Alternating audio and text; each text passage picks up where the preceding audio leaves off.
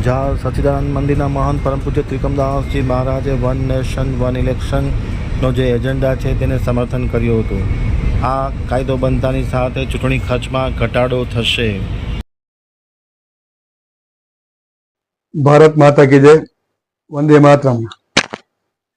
One nation one election જે મુહિમ 1983 શરૂઆત થઈ હતી, તો આપણે પણ સમગ્ર દેશવાસીઓ, સમગ્ર પોલિટિકલ રાજકીય જે પક્ષો છે એ પણ એને સમર્થન આપી વન નેશન વન ઇલેક્શનનું જે ઝુંબેશ ચાલી રહી છે એમાં આપણે સૌ સામેલ થઈ. એનાથી કરી જેને કહી શકાય જે સરકારી તંત્ર છે તે સમગ્ર વર્ષ દરમિયાન ગ્રામ પંચાયત ચૂંટણીથી કરી લોકસભાની ચૂંટણી સુધી લગભગ એમાં આખું વર્ષ રોકાયેલું હોય છે.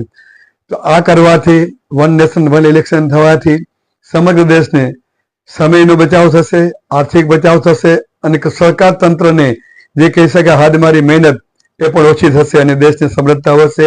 તો આપણે સૌ વિચારોને અમલમાં મૂકીને આપણે વન નેશન વન ઇલેક્શનને સમર્થન આપી એ જે પ્રયત્ન ભારત માતા કી જય, વંદે માતરમ, જય જય ગરીબ ગુજરાત, રાધે રાધે.